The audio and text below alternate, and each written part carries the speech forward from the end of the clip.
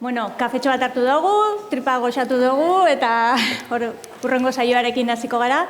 Bueno, nine Irati Itziar naiz, Euskaltzalen Topaguneko lehendakaria, eta gure hurrengo solaskideak aurkeztu baino lehen, bai esatea, Nafar guztioi eskerrak eman nahi dizkizuegula, eta zorionak eman ere aldekotasuna lantzeko egin duzuen lanagatik, hartu duzuen konpromisoagatik, eta asko daukagula ikasteko, eta orain aurkeztuko diguten ikerketa honek ere emango dizkigu horretarako klabe batzuk, ezta?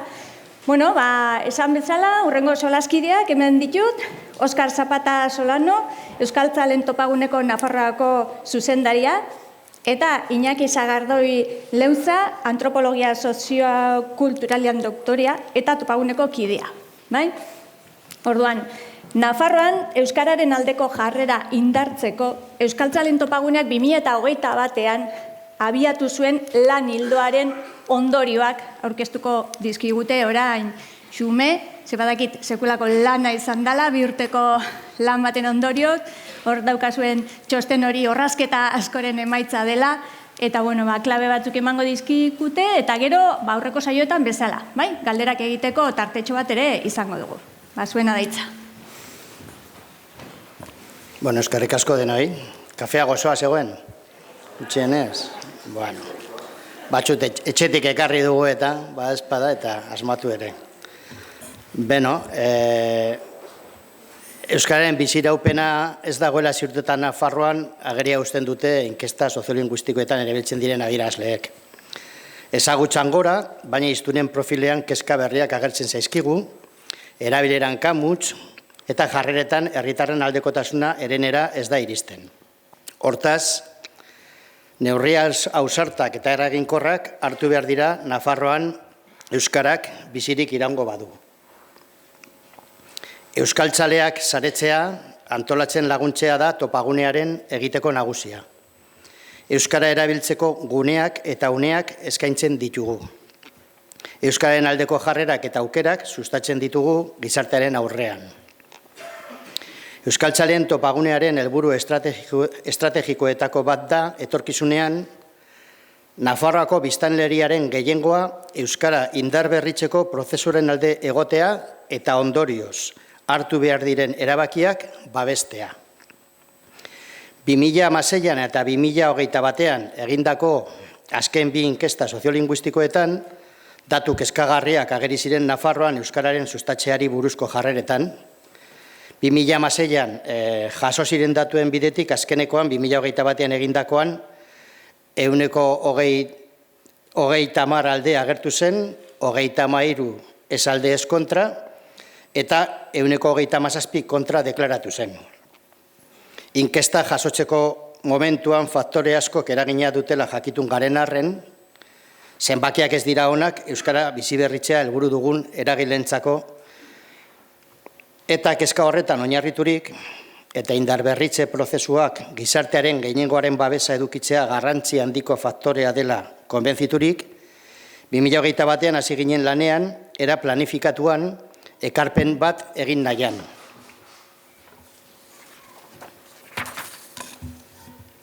Lehendabiziko urratsa izan zen gizatalde bat eratzea. Topagunearekin batera gogoetak partekatzeko eta proposamenak egiteko. Euskaraz jardun duen taldea izan da 13 lagunek osaturik. Herena euskalgintzari lotutako profesionalak, beste bieren hortik kanpo lan egiten duten euskaltzaleak. Soziologo, gazetari, abokatu, historialari, enpresari, idazle, soziolinguista eta antropologoak. Herriberakoak, Iruñerrikoak, iparraldekoak, horiekin aritu gara lanean 2 urtez, intensidade handiagoz eta txikiagoz. Ekarpen itzela egin dute, zintxotasun osoz eta bizarri gabe, gune babestu batean sentitu dira. Eskerrik asko. Talde gisa, egin genuen lehendabiziko ariketa taldearen asmoa adostea izan zen. Hauxe, gaur egun, gizarteratzen diren mezuen hildo diskursibo eta argudio osagarriak eskaintzea eta gizarteratzea. Euskara sustatzeko jardunbide egokien inguruan gogoeta eskaintzea. Errealitate soziolinguistikoan eragitea euskararen alde. Ezazola diren edo urrun daudenak euskararen aldeko jarreretara hurbiltzea. Aliatuen sarea handitzea, konplize berriak erakartzea, eta azkenik euskara indar berritzeko benetako neurri eraginkorren inguruko konsensu soziopolitikoa lantzea. Behin hori adosturik, bigarren ariketa planteatu genuen diagnosi txikia partekatzea, gatazkak non diren identifikatzea. Bueno, ariketa egiteko erabili genuen metodologiak material asko ekarri zigun. Material asko bildu dugu eta guztiei esker badugu hor urrengo urteetan eta seri begira, seri begiratzeko. Sintesi batera ekarrita, hona hemen taldeak jarritako azpimarrak edo, dimensio sozialagoa edo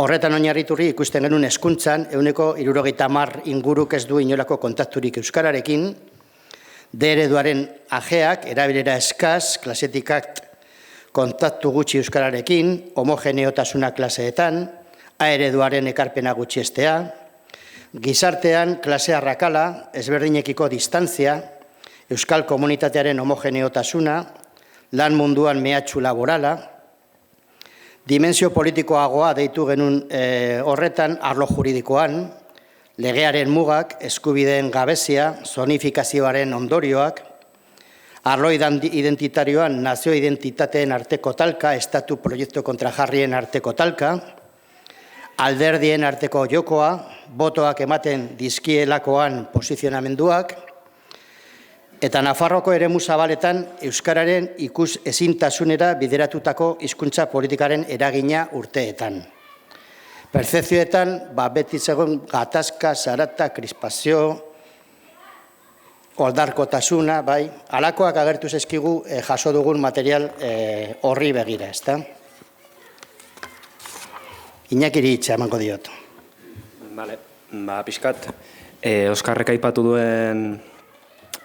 duen prozesuaren hola mugarri nagusi batzuk edo emanen dizkizuet. 2021ko udaberriaz geroztik lanean gabiltza. 2021ko udazkenean, batzuek gogoratuko duzue, hementxe berean gaur bezalako ekitaldi bat edo jardunaldi bat antolatu genuen, bertan 100 lagunek parte hartu zenuten, zuetako asko hemen baitzaudete, eta bertan lehenengo iritzi bilketa bat edo egin genuen, eta 2022ko udaberrian kontraste foro bat antolatu genuen, 25 bat lagunekin, euskaldunak. 2023ko hasieran erdaldunekin kontraste foro bat egin genuen, 50 bat lagun kontaktatu genituen, eta 16 lagunek parte hartu zuten foroan. Gehien bat, etorri berriak, gizarte mugimenduetako kideak eta erdaldunak izan ziren. Beti ere, foro hauetan eta prozesu guztian zehar, gero ere izan direlako banakako elkarrizketak, kontuan hartu izan da heterogenotasun edo geografikoa, ideologikoa, hori bermatzen saiatu gara une oro.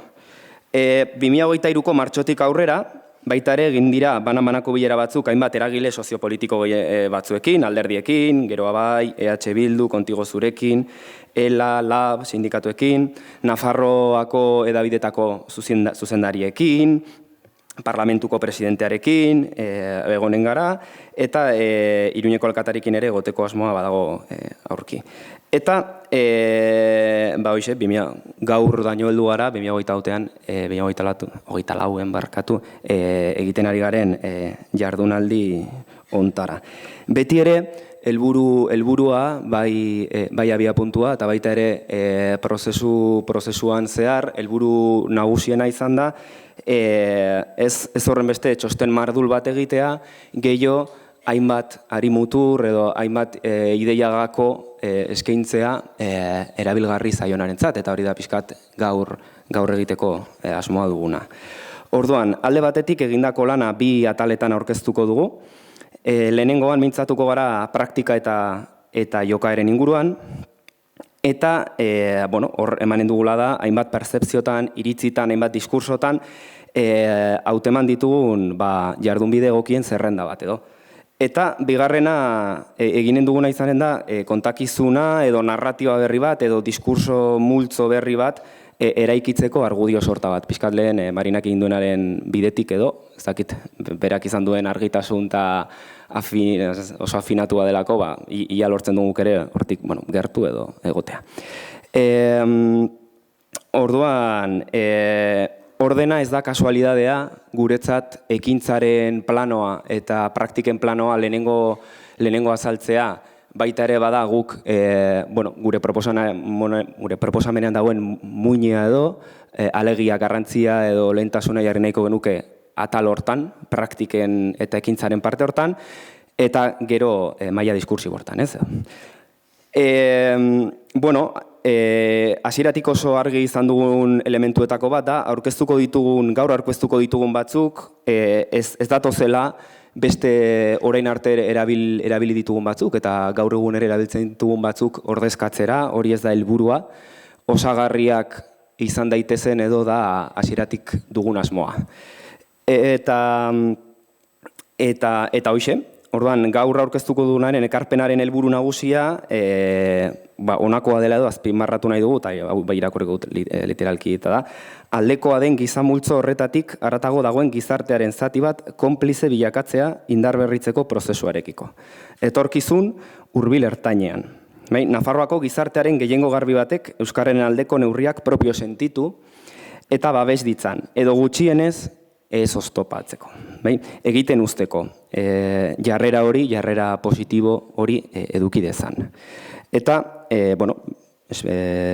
hasieratik esaten dugu, espero dugu zuen intereseko proposamena izan daia, eta behintzat gogoetarako balio badu ongi etorria. Orduan hasiko gara, aipatuan moduan, lehenengo plano honekin, dela ekintzaren planoa, praktiken planoa, eta bistan da, hizkuntza baten indar berritze prozesuetan eragileen eta herritarren arteko harremanak garrantzitsuak direla.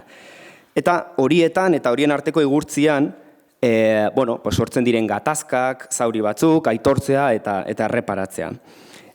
Gaur eguneko egoera iritsi bitartean, indar berritze prozesuak, era planifikatu samarrean edo, esan dezagun, historia laburra dauka. 19. mendearen erdialdean, kokatu genezake abiapuntua, frankismoaren garaian eragindako etenaldiaren ostean, 60. hamarkadan hasi zen berriro gaur arte ekarri gaituen bultzada. Prozesua gizarte sozialaren aupada zabiatu zen eta gaur arte, euskaltzaleen eskutik batik bat egindu aurrera Nafarroan. Botere gunetatik urrun egon da, indarberritze impulso hau, eta ia beti euskaltzale jendeari norbanakoi eta eragilei egokitu zaigu aurrera edo aitzinera egitea, bai? Hizkuntza politikak erabakitzeko aukerarik apenas izan dugu horren bestez. Aldiz, ordezkatze prozesuak historia oso luzea du. Hainbat mendeetan zehar hamaika dira, botere gunetatik, euskarari prestigioa kentzeko eta herritar euskaldunak gutxiesteko gizarteratu diren kontakizunak eta hartu diren neurri, lege eta arauak. Mingarriak dudari gabe, euskaldunok pairatu ditugunak, mendetan eta hamarkadetan. Oraindik badaude bizirik eskolan euskaraz mintzatzeagatik zigorrak jaso zituzten batzuk. Nahi genuke, amesten dugu, horiek erreparatzeko, lehenik eta behin, Nafarroako gobernuaren presidentziak, administrazioak, botere politikoek, oroar, euskal kultura prestigiatzeko urrats sendoak ematea. Eta indarberritze prozesua sendotzeko bultzada eta babesa ematea. Hori eginez gero, ziur gaude, euskararekiko nafar herritarren gehiengo handi batek euskararen jarrera aldekoagoa izanen lukela. Eta horren bestez, euskararen aldeko autua eginen lukela era voluntarioan. Hori gabe, zail. Hori esan da, nafar gizartean euskararekiko jarrerak hobetzeari begira, gure uste apalean, badira zenbat jardunbide zaintzea komeni zaiguna denoi. Euskaltzaleoi barkatu, eta gizarteari, oroar. Hala, harremanak egiterakoan, nola ekimenak irudikatu eta proposatzen ditugunean, iruditzen zaigu gogoeta batzuk edo kontuan eduki beharko genituzkela. Aldatu behar dut bestela, ez naiz iristen. Hauetako batzuk gogoetarako ez da. Nafar gizartean, gaur egun gutxiengoa gara euskaltzaleok eta ez gara isolaturik bizitzen. Zilegiak diren gure kezkak, jardunbideak eta eskaerak ongi argudiaturik gizarteratzea onuragarria izanen da. Batzuen aurre iritziak eta pertzepzioak desmuntatzeko. Gaurko errealitate sozial berrira egokituriko proposamenak egiteak zentzuzkoa dirudi. Gizarte ikuspegi zabala izatea lagungarria izanen da. Errealitate soziala, politikoa, identitarioa aldatu dela kontuan hartuta, praktika eraldatzaile eta berria proposatzea interesgarria da. Ekimenak proposatzerakoan, heterogeneotasuna kontuan hartzea funtsezkoa dela uste dugu. Heterogeneotasun geografikoa, ideologikoa, kulturala, aldeakotasuna areagotu nahi badugu, gure ohiko jendea zaratago maizago begiratzea komenigarria da. Erderaz bizi den gizartearen parte handi bat buruan izanik gehiagoetan. Konplize berriak eraikitzeko, gai gatazkatsuak lantzeko moduak jarrerak, egoki lantzea komenigarria da. Terminologia, estiloa, hizkera ez agresiboa erabiltzea, aurrera pausoak aitortzea, progresibotasunaz mintzatzea, helburuen, estrategiaren eta taktiken arteko aldea kontuan hartzea eta egoki erabiltzea garrantzitsua dela uste dugu. Garaian garaikoa. Alegia, zer esan, noiz, nola, nori, ongi hausnartzea komeni da edozein ekimen gizarteratu aurretik. Lehentasunak ongi markatzea eta planteatzen den ekimenaren eragina neurtzea onuragarria da. Alegia, ekimenak eraginen duen talka sozialaren eta ekarriko duen etekinenen arteko balantza ongi neurtzea komeni da.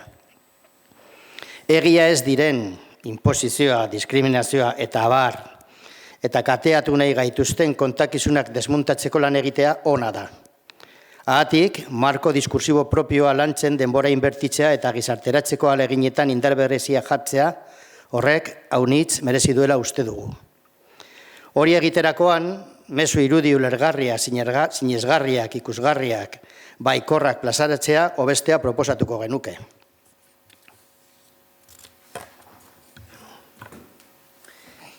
Aipatu dugun moduan, aliatuak bilatzea eta zaintzea onuragarria izanen da, eta horretarako empatia praktikatzea gure iritziz ardatza izan daiteke. Eman eta jaso, entzun eta kontatu. Bide horretan, aniztasunaren eta berdintasunaren defentsan aitzindariak izan gaitezen. Etorri berriei harrera prestatzea eta egitea, inklusiorako bideak eskaintzea lagungarri izanen litzateke. Empatia noski, bi norabidetan praktikatu behar da. Erdaldunen aldetik, erdarak duen nagusitasuna zohartzea eta euskara indar berritzeko prozesuarekiko ulerkor jokatzea lagungarria izanen litzateke baita ere harremanak hobetzeko. Nafarroan, hiztun euskaldunen komunidadea desagerrarazteko bidean, hizkuntza eta hiztuna gutxiesteko hartu diren neurriez jabetzeko alegina egitea, edo egiten saiatzea behintzat. Jasotako iritzi askotan, egoera sozioekonomiko erosoan bizi den kolektiboa jotzen da euskaltzalena, hori da pertzepzioa. Egia izanik edo egia balitz, guztientzako desiragarria den egoera dela aldarrikatu daiteke, alta. Klase begirada edukitzea zentrala iruditzen zaigu. Berdintasunaren aldeko aldarria egitea. Kulturartekotasuna praktikatzea, benetakoa, lehen Marinak ongi ohartarizi digun moduan, ezberdinen arteko zubiak eraikitzeko estrategiak lantzea, eta hori dena geriago gizarteratzea onuragarria litzateke, edo hori uste dugu. Giza eskubidea da euskaraz bizitzea.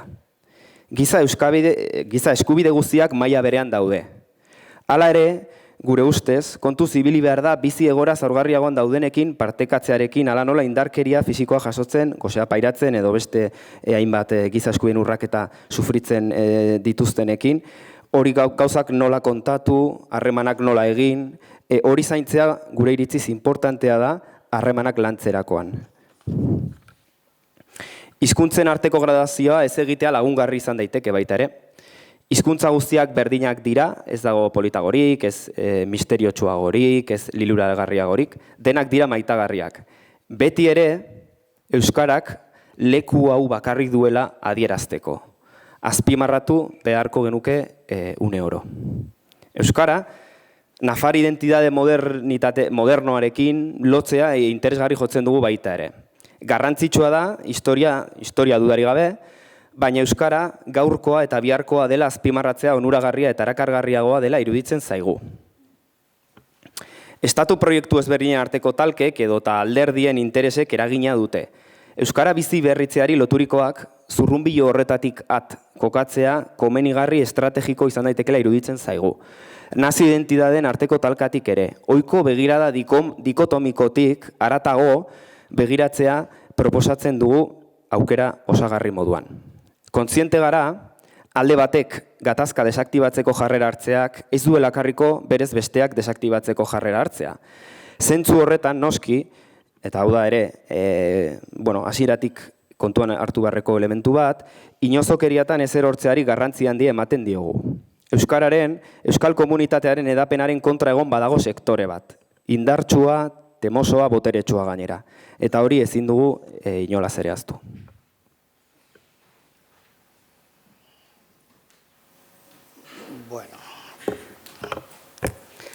Esan dugu lehen praktikei edo jokabidei importantzia handia ematen diogula, eta materiala jasotzeakoan ala beharrez ikusi genuen lana ordenatzeko, ezta? Ikusten genuen bi zera horretan, bi lerro horretan ordezkatzea importantea zela, eta praktikena azalduta salto eginen dugu kontakizunerako ideia gakoak azaltzeari, ezta? Marko diskursiborako propiorako hainbat hildo osagarri izan daitezkenak gaur erabiltzen direnekin batera. Euskaren aldeko aliantzen eremua, estatu baten ala bestearen alde egotetik, identitate baten ala bestearen alde egitetik, haratago zabaltzeko saiakera bat da proposamen hau. Esate baterako, uniformizazioa versus anistasuna, autoritarismoa versus bizikidetza. Dudari gabe, abertzaletasunaren sostengua eta bultzada mugarri gakoa izan da eta da euskararen biziraupen eta indarberritze prozesua abiarazteko eta bizirik mantentzeko. Hori aitortuta, ahots haunitzetatik jaso dugun pertzepzioa da euskara sustatzea proiektu abertzalearen 7 probintziak estatu bat meserako da per se. Hortaz, ez badut proiektu abertzalearekin bat egiten ez dut zertan bultzatuko. Are, proiektu abertzalearekiko kontrakotasun politiko-ideologikoa badaukat, euskararen alde ez dut ezer eginen edo kontra eginen dut zuzenean. Ez dirudi kasualitatea beraz, gaur egun hauteskundetan boto abertzale kopurua eta euskara sustatzearen aldeko jarrerak parez pare egotea, 30% bueltan biak. Euskararen aldeko jarrera gehiengo bat izatera iristeko koska bat gelditzen zaigu Nafarroan. Hortaz, ongietorriak atxikimendu guztiak, edo nondik iritsirik ere. Ez dezaguna ahaztu parlamentuan 40% baino gehiagoko babesa behar dugula legeak aldatzeko edo aurrekontuak aurrera ateratzeko. Zentzu horretan, gure nahia da, gorago aipatutako ohiko dikotomia horien ardatzak mugitzeko, birkokatzeko, zabaltzeko, tresna ezberdinak plazaratzea. Gaur egun, euskararekiko atxikimendua sentitzen ez duen jende multzoari euskararen aldeko pertzepzioak eta posizioak aldatzeko heldulekuak eskaintzeko. Gure ustez, euskararen inguruko eztabaida eta posizionamenduak parametro berri hauetara ekartzea, uniformizazioa versus anistasuna, autoritarismoa, fascismoa versus bizikidetza, demokrazia, aberazgarria izan daiteke. Posizionamendu politiko bat dakaratzean. Baloreetan oinarriturik, gure hizkuntza komunitatetik haratago begiratuz, munduan inboluzio demokratikoaren aurrean kokatzen gaituena. Zentzu horretan, garrantzitsua da, Nafar gizarteari helaraztea, euskararen aldeko jarrera izatea, abertzaleen gauza bat izatetik haratago, posizio politiko bat dela, anistasunaren aldekoa, berdintasunaren aldekoa, bizikidetzaren aldekoa, uniformizazioa eta autoritarismoaren kontrakoa. Eta horrek gure ustez lagundu beharko luke aliantza eta konplizitate berriak eraikitzen. Balore horien alde lan egiten duten persona eta erakundeen ideologiaren koherentziat gogoetak eragitea bide emankorra izan daiteke. Aniztasunaren alde bagaude, euskararen alde egotea koherentea da. Berdintasunean sinestea eta euskaltzale izatea koherentea da. Eta bizikidetzan sinesten badugu, gurean euskarak lekua duela aldarrikatzea eta praktikatzea koherentea da.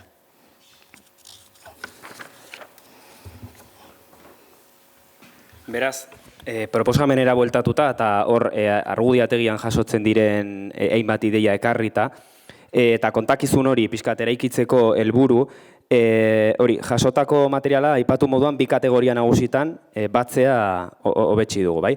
Alde batetik, ekologiatik azpimarratzen diren baloreak hizkuntza aniztasuna barne, eta beste alde batetik gatazken kudeaketari eta bizikidetzari dagozkionak. Bai, beti ere, Nafarroako errealidadea edo Nafarroa jokaleku ulerturik, bai?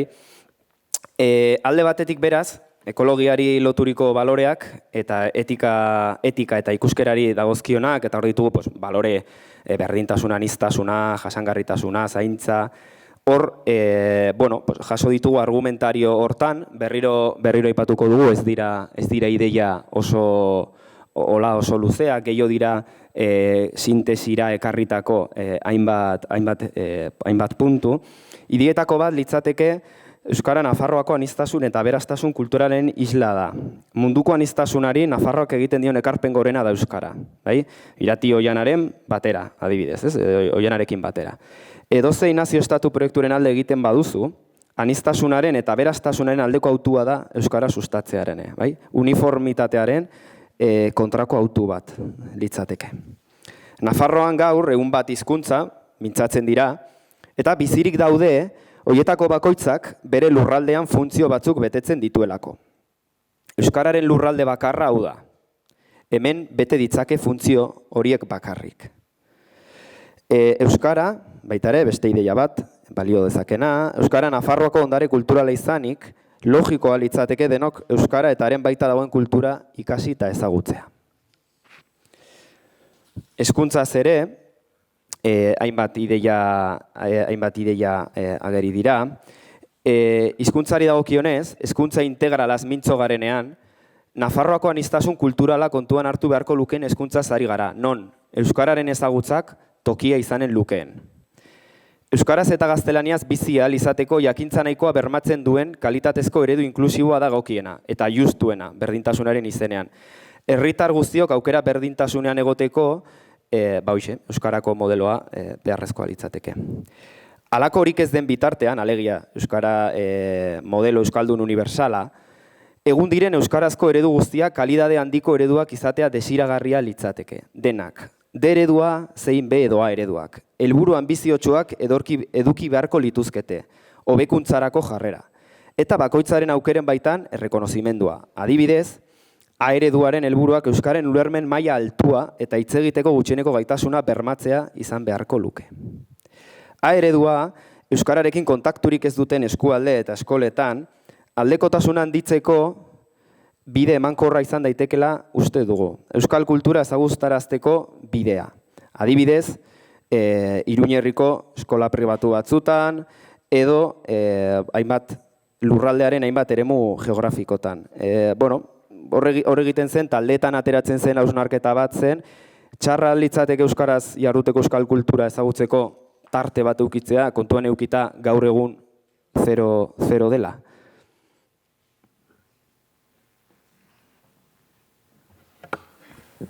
Pixka balore ekologikoekin loturik, edo lotuago, euskaren sustapenak bertako ekonomia garatzen laguntzen du, lanpostuak sortzen ditu, sustapenari, kulturari, loturikoak, enpresak sortzen ditu, antolatzeko modu berritzaileak eskaintzen ditu, eta horre guztiak aberastasuna ekartzen dio Nafarroari.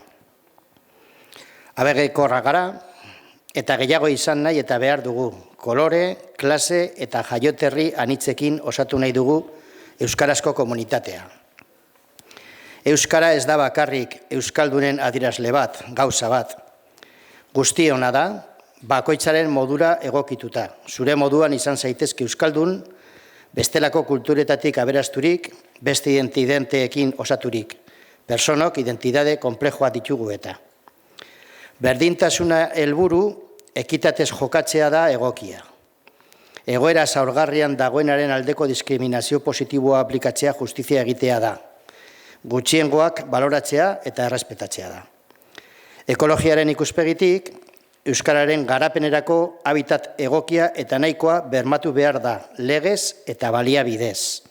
Babesa, sustapena eta prestigioa eman behar zaio euskarari.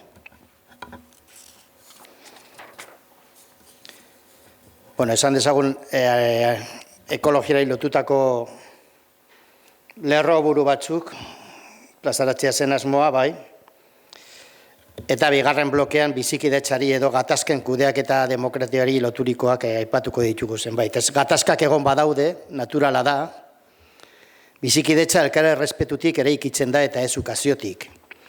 Denok dugu ardura, herritarrok eta administrazioak, hau ezin da neutro izan. Gatazken kudeaketaz, euskara bizi berritzeko prozesuaren gainean gatazka egon badago. Ikuspegia ezberdinak daude. Gatazka egotea naturala da. Horren kudeaketa era demokratikoan planteatzea bidezkoa da. Elkarren ondoan eta elkarrekin bizi gara eta biziko gara. Gizarteak dinamikoak dira, errealitate soziolinguistikoa aldagarria da, ez da finkoa edo mugiezina, naiz eta enpulso soziopolitikoa behar den alde batera edo bestera eramateko. Egungo egoera, beraz, euskararen mesederako aldaliteke neurri sustatzaileagoak hartuz.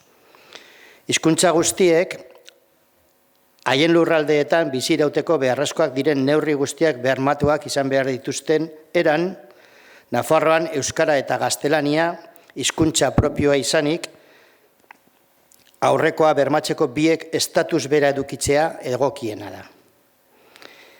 Jakina, aurrekoa aitortuta, gaur eguneko egoera soziolinguistikotik abiaturik ekosistema eta egoera bakoitzerako neurri sustatzaile propioak diseinatzea eta implementatzea proposatzen dugu. Demokrazian errespetatu eta sustatu egin behar dira hizkuntza kultura gutxiagotuak. Herrikide guztion duintasunaren aitortza bait dira. Horri loturik, Espainiako, Frantziako estatuek hizkuntza gutxiagoturen alde egin beharko lukete. Pizka bat, hizkuntzari etorrita, hizkuntza integrala opa diogu herritar orori, zentzu horretan euskara kurrikulan egoteak logikoa izan behar luke. Herritar guztion eskubidea baita euskara ezagutzea. Euskarazko ereduetan gizartean dagoen aniztasuna jaso nahi dugu, guztiekin partekatu nahi dugu gurea eta besteena. Ez da pasaporterik behar euskal komunitateko kide izateko, irekia dago euskaratik urrun bizi diren guztiei. Denok, Nafarroako berezko bi hizkuntzak ulertzea, aitortza eta errespetuzko ariketa eraikitzaile erraldoia litzateke, bizikidetzaren adierazle. Nafarrorok, etorkizunean euskaraz jakiteak, herritarren arteko eskubide berdintasunean eta bizikidetzan lagunduko luke.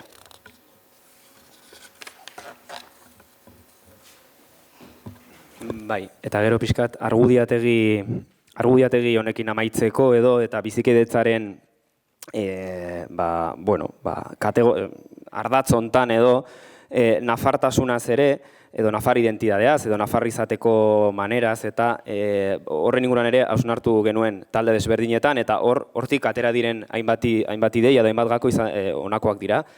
Alde batetik euskara bertako hizkuntza dela, herritar asko maitatua, onespen handia dauka, nafartasunaren adierazle da, hori onartzen da, eta, iritzi bat bazegoen edo, nafar gizartean konsensu bat egon daitekela honen inguruan, bai, nafartasunaren adierazle nagusietako bat euskara dela. Onuragarria da, Nafarroan, euskara osasuntsu egotea, gizarte hobea izaten laguntzen baitu. Aberatsagoa, pluralagoa, pertsona eta kulturen arteko errespetuaren eta elkarren aitortzaren adierazlea litzateke. Bizikidetza osasuntsurako bide. Nafar identitatearen adierazlea da euskara. Nafartasunaren ikurretako bat. Edozein nazio estatu proiekturen alde egiten duzula, nafar identitatearen aldeko autua da euskara sustatzearena. Estatu proiektu horietan, alderdien arteko talka badago. Euskararen bizi berritzeari loturikoak, iruditzen zaigu, edo hori da taldean agertu dena, zurrunbilo hortatik kokatzea komenigarria dela konsensu zabalago batzuetan. Nafar identitatea guztiontzako da onuragarria, hurbila, zurea, partekatua, edo nondik ere heldu zarela. Konsensuak ezinbestekoak dira, akordioak euskararen indar berritze bidean eraiki beharko dira. Aitortzatik eta etorkizunera begira sustapen ikuspegitik.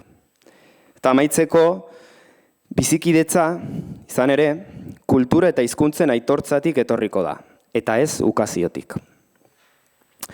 Eta, bueno, pixkat gaurkoa amaitzeko, saiatu garena da, aipatutakoa, holako hainbat agertu diren hainbat idei botatzen guretzat, esandakoa osagarri izan daitezkenak, azken hitz batzuk, gure iritziz, ertz asko ditu indarberritze prozesuak, hizkuntza gutxitu baten indarberritze prozesuak, konplexua da, eta lanarlo haunitzetan egin behar da lana ongi.